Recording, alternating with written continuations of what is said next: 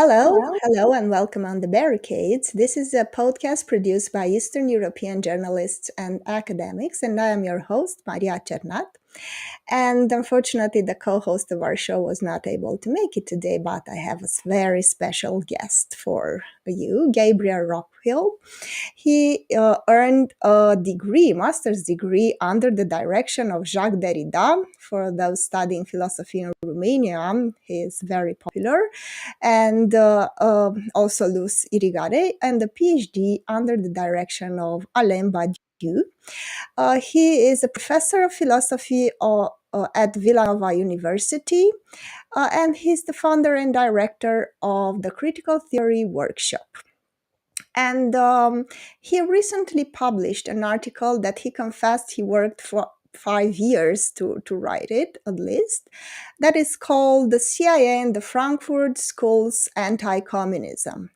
And in this article that I strongly urge our readers, our viewers to read, Gabriel analyzes the way the Frankfurt School's ideas and writings were influenced by the CIA, by the interests of the capitalist class in the United States, and they were incentivized to produce a kind of knowledge that was suitable with the interests of the corporate class in the Western part of the world. Now, I have to make a disclaimer. This is not to say that you don't have to read these authors. We don't encourage intellectual laziness. On the contrary, we urge you to read these writers, even if some of their writings you don't find very straightforward and clear. Of course, they are not very easy books to read, but nevertheless, it is important to familiarize yourselves with it. We don't say here that they were on the wrong side of history, so yay. We don't have to read it. We don't encourage this type of approach. But what I find very interesting and what I brought Gabriel to this show is the fact that he analyzes the production of a certain type of leftist thinking that was in accordance with the interests of the financial and corporate elites. And this is very interesting, the whole process of producing the kind of left that is not threatening for the elites. Now, I was, of course, the first thing that came to my mind was why? Why analyzing the CIA and cultural Marxism? Don't you fear that somehow you could be accused of propagating fake news, propaganda, conspiracy theory, or things like this? Well, first of all, thank you for having me on, and thank you for doing the show. I think it's really important work. I first became interested in the Central Intelligence Agency, not because I was looking to study the CIA, but instead because I was investigating the history of the cultural and artistic world. And in particular, I became interested in something that I'd always heard, which was that the center of cultural and intellectual production within the capitalist world shifted from Paris to New York City in the wake of World War II. And it was in doing that research that I began to discover the extent to which the Central Intelligence Agency, which, like most people, I assumed was basically involved in coup d'etat and death squads and other such things around the world, also had a very deep and profound interest in cultural production. And so in my book, Radical History and the Politics of Art, I spell this out in some detail. But they were involved in promoting the New York art scene, and in particular, the kind of apolitical art affiliated with abstract expressionism. And they did that against what they identified as kind of socialist forms of realism by funding art exhibits, musical and theatrical performances, international art festivals, basically promoting the idea that free art is made in the United States and the capitalist West, not within the socialist world.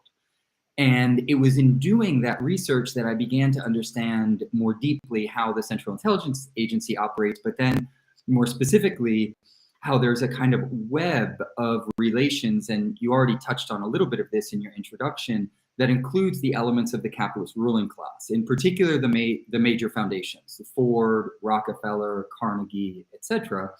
and that the way in which we're often taught to think about the world obscures these relations. So, for instance, a man whose work was extremely important to the work that we're going to discuss about the Frankfurt School and French theory, for that matter, Thomas W. Braden, he was one of the CIA officers who was really involved in the Cultural Cold War. Before joining the CIA, he was the Museum of Modern Art's executive secretary, MoMA's executive secretary. Mm-hmm. And he worked there with a number of other major figures in the security apparatus, people like Nelson Rockefeller, who was one of MoMA's presidents. And he was the super coordinator for clandestine intelligence operations. And he allowed the Rockefeller Fund to be used as a conduit for CIA money. So when I unpacked, and I won't go into all of these relations, how MoMA and Whitney and the major private art institutions relate to the capitalist ruling class, and then also through their foundations and through their moneyed sources and whatnot, and then also to the Central Intelligence Agency and other agencies within the US government, I began to see a larger complex. And that complex is one that I would now describe as the bourgeois cultural apparatus, meaning the entire system of cultural production, circulation, and consumption that the capitalist class wants to be able to control, and they have operatives who are put in charge of controlling that. So this is just a little bit of the background for then why I became interested more specifically in the intellectual ramifications of this bourgeois cultural apparatus. And the man that I just mentioned, Thomas Braden, he has an article where he spells it out very clearly. And he says that the Central Intelligence Agency became invested in dividing and conquering the left. And that project consisted in, as he says himself, funding the only people who really gave a damn about defeating communism, and that was the socialist compatible left. By compatible left, he meant the left that is compatible with capitalism and imperialism. And so the cultural Cold War, as it was fought out in the past and continues to be fought out today, is a war for the hearts and minds of the masses that is aimed at severing the communist left from the anti-communist compatible left, funding, supporting, and promoting this non-communist compatible left, and then discrediting and trying to blacken basically the communist left. And a lot of this work is done from behind the scenes. And so that then leads us to the question of, I think things that we're going to get into more deeply, and that is the role of Frankfurt School critical theory and other traditions of so-called critical theory that are devoid of a systemic critique of imperialism and that ultimately don't promote an alternative to the systems and the problems that they diagnose within the capitalist system. And it so happens that as you dig deeper into these traditions, they're the traditions that I was trained in, right? What you find is that actually they worked hand in glove in various ways with these intelligence agencies, but I don't think we should get hung up on the CIA per se. I think we need to see the kind of larger picture. In fact, the article that I just published focuses on the two people who weren't working for the US national security state, but 5 of the 8 members of Horkheimer's inner circle were doing work for the OSS, the predecessor organization to the Central Intelligence Agency, for the Office of War Information, for Voice of America, etc. So another part of this project is an article that I'm currently preparing that looks more closely at Horkheimer and Pollack and Neumann and Marcuse, who are all intellectuals who were working for the Frankfurt School, but were actually doing work directly for the US government, and for years, in certain cases, decades. And so there's a larger and bigger story there about the use of intellectuals and cultural producers for trying to discredit and ultimately demolish and crush in an unsuccessful campaign, because they didn't succeed in doing this, the communist left, and shore up this compatible left, which is what you find on offer within the culture industries within the capitalist world and with the intellectual industry more broadly. Yes, and it is very interesting. You mentioned in your article, this is the type of left and the discourse that is anything but socialist, ABS leftism. And you mentioned at some point 2 important intellectuals that are deemed to be one respected, radical, important, and all the rest, Max Horkheimer and Theodor Adorno. who are actually at the forefront of this type of knowledge production that served the elites and not the masses. And they, am I right in saying that they basically set the foundation for the kind of left that we see today, that produces a lot of discourses on all types of oppression, but not the class warfare? And it produces discourses, and I said previously off the camera, that do not scare Jeff Bezos, do not scare the billionaire class, isn't it? So maybe it was there that we can find the sources of this type of knowledge production and this type of leftist. Maybe you want to go deeper into the involvement of Max Horkheimer and Theodor Adorno. Yeah, one of the things that I touch on in the article is that the Frankfurt School of Critical Theory, which has its origins in the interwar period, so 100 years ago, as well as the other major tradition that I was trained in, French theory. So the traditions that people will identify with the work of Derrida and Deleuze and Foucault, but then also today, people like Badiou and Rancière and Žižek very much comes out of the kind of French theoretical horizons. That these two traditions, German-style critical theory and French, critical theory in some broad sense of the term, really serve as the foundation for so many of the trend-setting academic discourses in the contemporary world. So if your viewers and listeners know anything about the contemporary forms of queer theory that are promoted within the US Academy and the larger kind of globalized capitalist academy, these tend to have their roots in, Foucault, in Adorno, in Derrida. If your viewers and listeners are familiar with Afro-pessimism, it also has similar roots. If you look at decolonial theory, it also has similar roots, or post-colonial theory. And so one of the elements of my work that in many ways, I think, takes an approach that is quite different than what we're trained to do within the academy is instead of just looking at the individual intellectual work of specific theorists and specific philosophers, I'm interested in how their specific work is actually connected to what I referred to earlier as a larger intellectual apparatus. So an entire system of intellectual production, circulation, and consumption, and therefore shifting the way in which we look at these things. And that is by seeing them as products of a larger socioeconomic system and ultimately of a superstructure that produces intellectuals of a certain sort. And I should say, perhaps as a kind of proviso, the reason for doing this, and one of the motivations for doing this, is my own self-critique. I was trained in this tradition.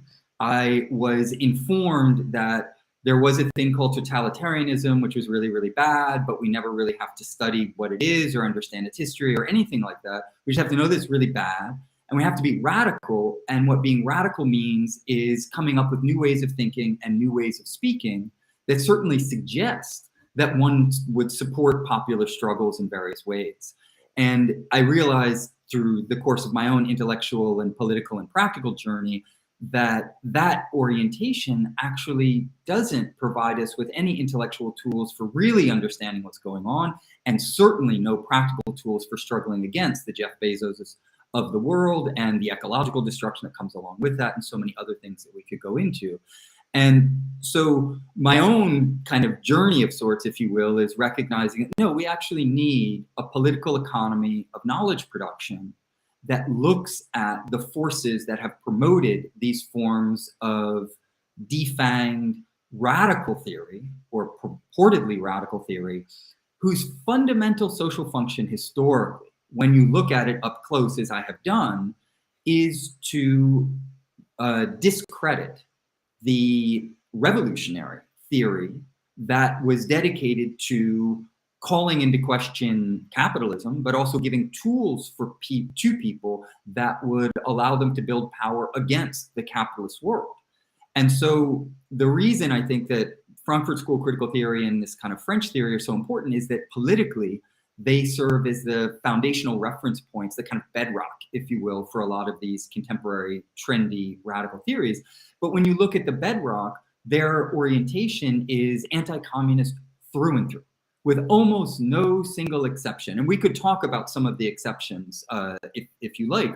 But when you look at the work of Adorno and Horkheimer, they showed a little bit of interest, maybe particularly Horkheimer, and vaguely early on for the Russian Revolution, but then became extremely invested in not only an anti-communist political position, but an avowedly pro-imperialist position. So that Horkheimer supported the US war in Vietnam, Yes. right? I mean, think about this, right? This would be like an intellectual today saying, I'm a radical theorist and I support the imperialist intervention in Iraq, in Afghanistan, in Libya, In Ukraine. go on down the list, and Ukraine, and that we could talk about with Slavoj Žižek's most recent support for the NATO intervention, which is full-blooded support, right? This is not a nuanced position by any stretch of the imagination, although there are some quite laughable claims that he makes about how we need to support NATO, but somehow not have the US leading NATO, as if he just didn't understand the material history of NATO, which obviously he doesn't. So that kind of pro-imperialist, anti-communist bedrock is so fundamental to all of these traditions. And in the case of Adorno and Horkheimer, what I've done is I've kind of looked through their entire corpus, but then also looked at their correspondence and unpublished works and things like this, and also their connections to these various networks. And one thing that I found is that they actually worked quite closely with a whole series of financial interests that should raise questions about the nature of their intellectual production. So they received funding from the Rockefeller Foundation to move the Institute for Social Research. I mean, there's a whole history that I'm jumping over here rather quickly, but they were exiled in the United States, housed at Columbia University, and then in the post-war era decided to move back to West Germany, right? Not to East Germany. And then they became one of the beacons for kind of West German critical theory. And they received funding from the Rockefeller Foundation, but they also worked hand in glove in various ways with operations, in particular the Congress for Cultural Freedom, which was revealed in 1966 and 67 as being a front for the Central Intelligence Agency in the Cultural Cold War. Horkheimer was, a participant in their conferences. Adorno published in their journals. Adorno also had meals with, or at least one meal, I don't know if there were multiple ones, with Melvin Lasky, who was really at the forefront of the Cultural Cold War within Germany, and who opened up the journals that he was working with, CIA journals, to the publications, from the Frankfurt School. And so when you begin to peel back the different layers and not just look at what they wrote, which of course I've looked at and studied in great detail in multiple languages, but then look at who was funding them, who was supporting them, where was the institutional support coming from, how were they translated, when were they translated, and other such things, you see a larger web of relations, which reveals that, well, there were elements within the capitalist intellectual apparatus that wanted to promote a form of theory that was anti-communist through and through, and it was actually, in the case of Adorno and Horkheimer, pro-imperialist, unapologetically so in certain instances, and that did have certain important critiques of capitalism and consumer society and the culture industry. As you were saying, in our kind of brief exchange before the interview, I think it is important to recognize, there were elements within this particular tradition that, could be studied and learned from to a certain extent. But there were very strict limits put on the work that they were doing, that they put on themselves. Horkheimer was censoring their own publications, striking words like Marxism, revolution, communism, right? Doing this quite explicitly in order to make sure that, and he said it, he admitted it himself, right? But in many ways, my research is not saying, oh, look, these people did these horrible things. My research consists in saying they admitted it. And one of the things that Horkheimer said is that we cannot call into question the shackling society, the bourgeois capitalist society that funds us and supports us, right? Yes, I remember that there were two articles by Jürgen Habermas, a very well-known philosopher, and one that it studied both in philosophy departments and communication studies departments and many other areas, and he's famous. And he had two articles that were basically a class analysis, a materialist analysis, a Marxist analysis of certain elements. And it was Horkheimer that said you are discussing here the Shackling Society, but we receive money from the Shackling Society. So no, we are not publishing this. And I think this is important to be mentioned because here in Romania, for instance, we had for such a long time a sort of hysteria and a conspiracy theory around Soros. Now, I don't think that Soros is this evil monster. He's a billionaire. I mean, it's not something obscure about Soros that we must worry about. He's a billionaire, and you're basically asking for money from a billionaire to somehow create a society where what? Where his interests will not be served? I don't think so. So there was this huge hysteria, and there were people saying, when I said to them, look, I read this article, and other books and things related to the intricate ways the CIA worked, and all those project of financing intellectuals, and some of those people said to me, but we are being accused from receiving money from Soros, and we are not these evil monsters riding on demand and just stenographers of power. We are independent thinkers, but we are precarious, and we have to ask for funds and grants. And this was not the case. When somebody reads your article, and I, of course, urge the viewers to do so, this was not the case with the Frankfurt School and the intellectuals that we are debating here, Max Horkheimer and Theodor Adorno. No, they were consciously doing and supporting the US imperialism. They were not some precarious guys just asking for funds and being true to their heart, but poor enough and unable to support themselves. No, they received quite a lot of money to produce this kind of how should we say, toothless left, isn't it?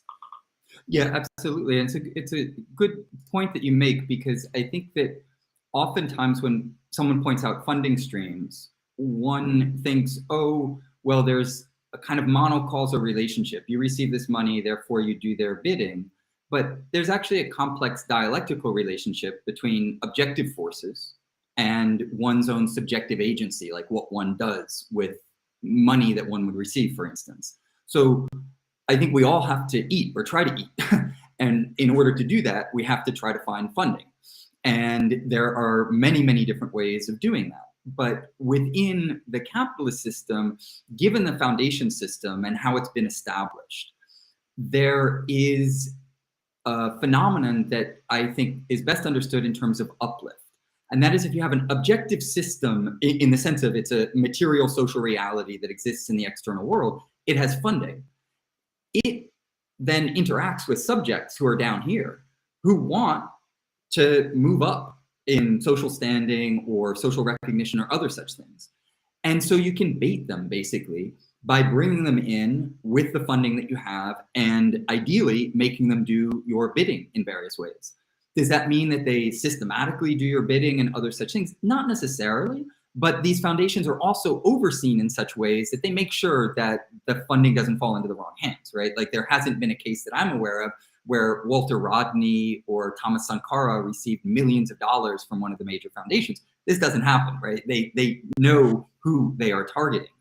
In fact, on the Soros front, Soros is on record himself admitting that he used his foundation and that it was profoundly, this is a quote, profoundly involved in the disintegration of the Soviet system. This is a quote from Soros himself, right? So we could have a larger debate about Soros and the role of his foundation in anti-communist destabilization efforts. In fact, Nestor Kohan, an Argentine scholar, just published a really important book where he deals with a lot of these issues that I encourage your viewers and listeners to check out. But I take it that your fundamental point is that just because you receive funding from a particular source doesn't mean that there's a one-to-one correlation between you then doing their bidding, because there is this dialectical relationship between the objective forces and the subjective forces.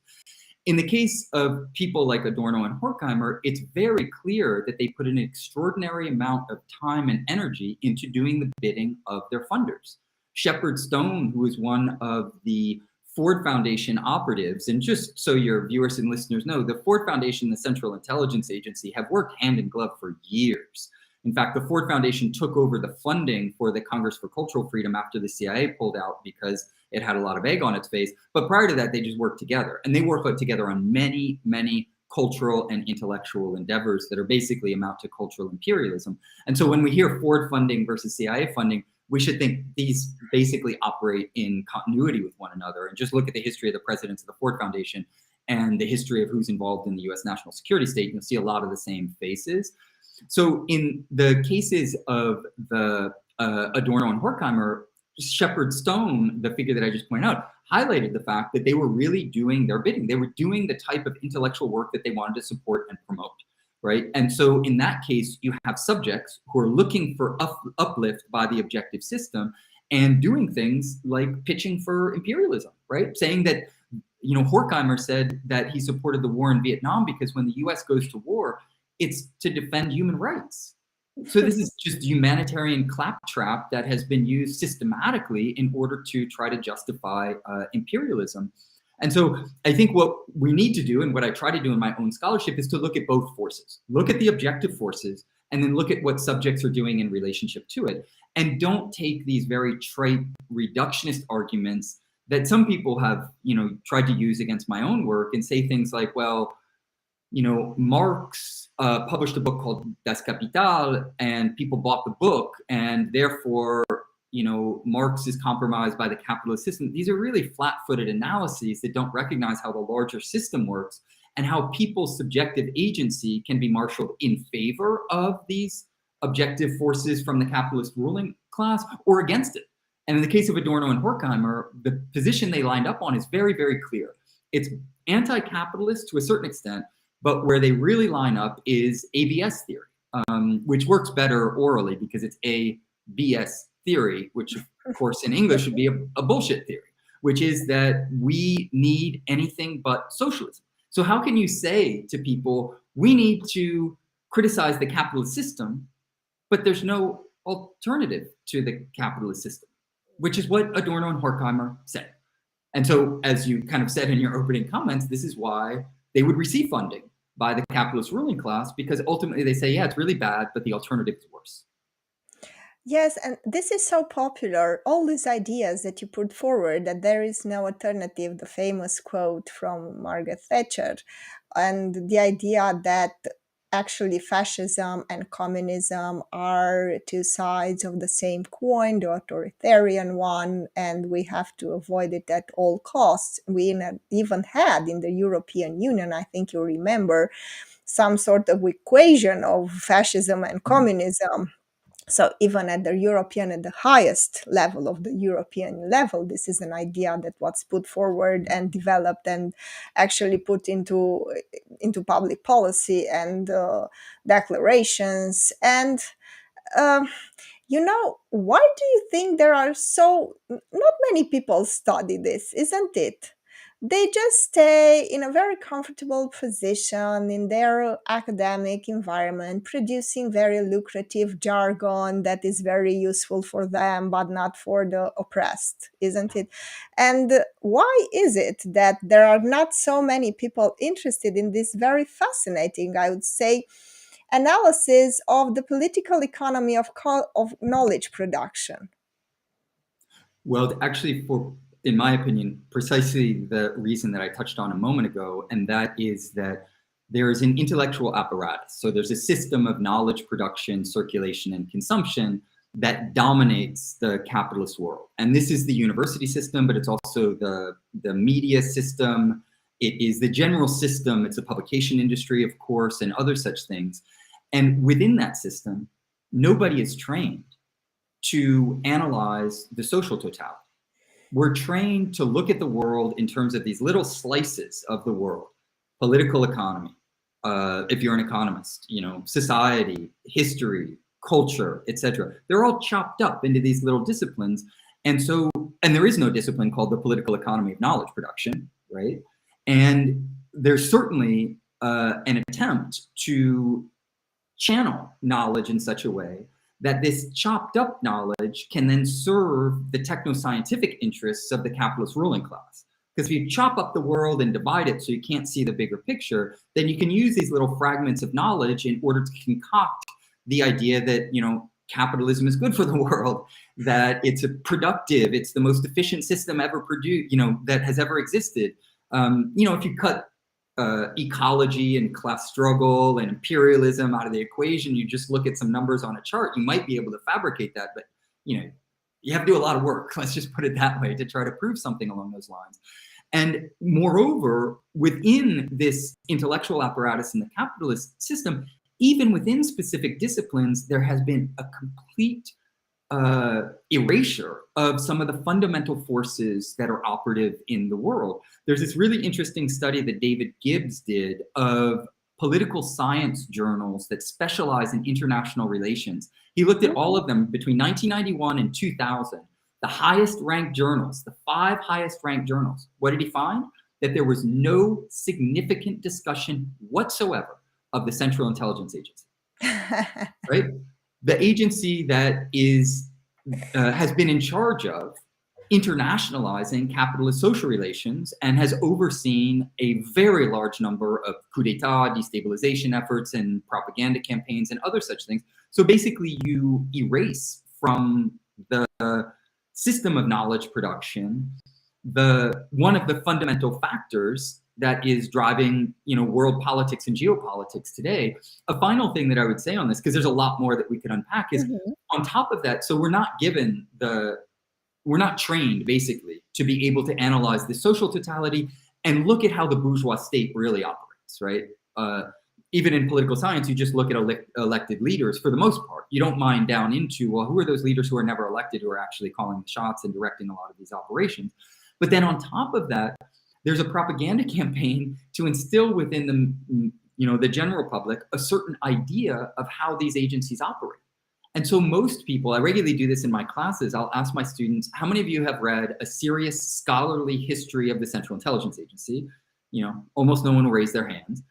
Like William Bloom's book, Killing Hope, for instance, like a serious one, not Tim Weiner's work or some of the other work that I could point to. And then I asked them, how many of you have seen a James Bond film or Mission Impossible or other such thing? They all raise their hands, right? So the dominant image that most people have of the Central Intelligence Agency is itself a product of the intelligence agencies because of their very deep involvement within the propaganda complex. Because National Security Cinema is an excellent book in this regard, based on a whole series of Information Act requests. They've revealed that there's been some 1,947 screen products supported by the Department of Defense and 114 by CIA, OSS, FBI, right? So, and a screen product could be a long-running TV show, right? So they're also involved in producing the dominant image of themselves in such a way that it's confusing people about how this system actually operates. And so I think it's for all of those reasons, and there's some others that I could add, that we're not given the intellectual tools to understand what's really going on. And when you see it in the big picture, it makes sense. Because why would the capitalist ruling class set up a system of education that would allow people to understand the deep forces that are driving the contemporary world? Why wouldn't it instead do these other things that confuse people and doesn't give them the tools either to understand what's going on and certainly not to change it in any way? Well, I think it's very interesting what you say. For our viewers, for myself, I find this very enriching. And again, I urge the viewer to read the article. This is the end of the first part of the discussion. In the second part, we are going to discuss also elements related to what could be potentially saved from the works of important intellectuals that worked at some point hand in glove with important agents from the security apparatus or important corporate foundation, and what can be done to somehow fight this and provide alternatives. So thank you so much for being here, and we'll see you in the next segment of our show. Now, to our viewers, to the extent that you can afford, and if you liked what you heard, please go to our Patreon page, patreon.com/thebarricade, and to the extent that you can afford it, please make a monthly donation, a subscription. That would help us very much. Thanks again.